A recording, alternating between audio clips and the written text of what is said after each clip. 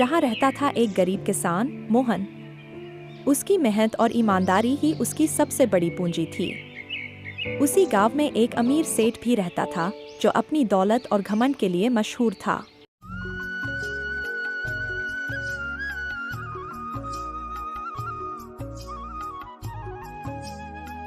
इस बार फसल अच्छी होनी चाहिए। भगवान की कृपा से कुछ अच्छा होगा। लेकिन समय हमेशा एक सा नहीं रहता। उस साल गांव में भयंकर सूखा पड़ा। किसान मोहन की सारी फसल बर्बाद हो गई। उसकी मेहनत बेकार हो गई और अब उसे खाने अब के क्या लाले करूं? पड़ने लगे। बच्चों का पेट कैसे भरूं? घर में अनाज का एक दाना भी नहीं बचा है।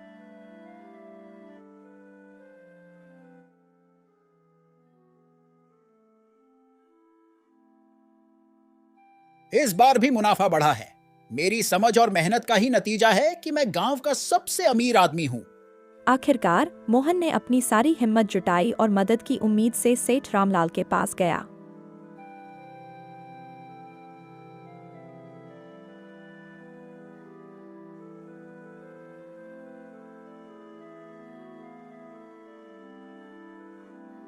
सेठ जी, मेरी फसल पूरी तरह बर्बाद हो गई है।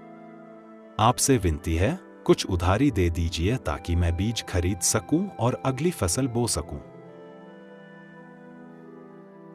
मदद? हाँ हाँ, मैं जानता हूं तुम जैसे लोगों को। उधारी लोगे और फिर कभी लौटाओगे भी नहीं। मेहनत नहीं कर सकते, बस मदद मांगने आ जाते हो। सेठ जी, मैं कोशिश करूंगा कि आपका सारा पैसा वापस कर दूं। मेरी मजबूरी है। मुझे तुम्हारी मजबूरी से कोई मतलब नहीं। मेरे पास गरीबों की मदद करने का समय नहीं है।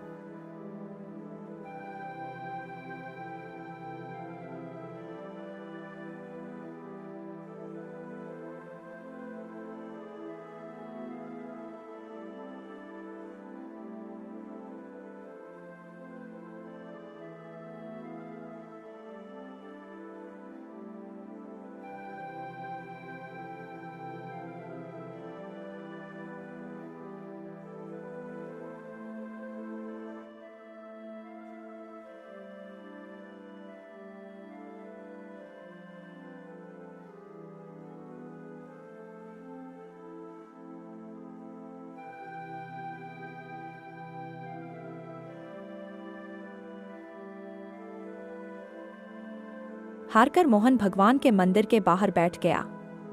उसी समय गांव के बुजुर्ग पंडित जी मंदिर से बाहर आए।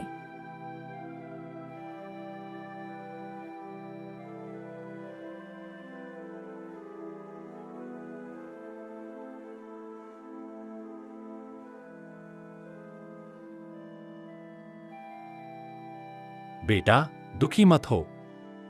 भगवान पर भरोसा रखो। संकट चाहे कितना भी बड़ा हो, मेहनत और ईमानदारी से तुम्हारा भला होगा। और फिर एक चमत्कार हुआ। अगले ही दिन गांव में मूसलाधार बारिश हुई। सूखी हुई जमीन ने फिर से जान पकड़ी।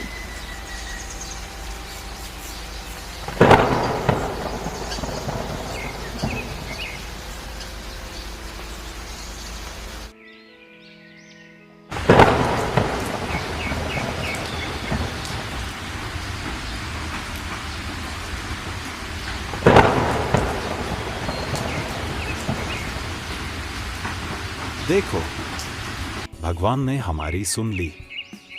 फसल फिर से लहलहा उठी।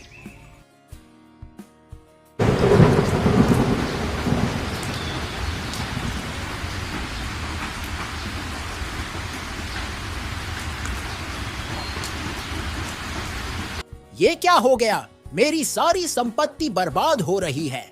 भगवान, ये मेरे साथ क्यों हो रहा है?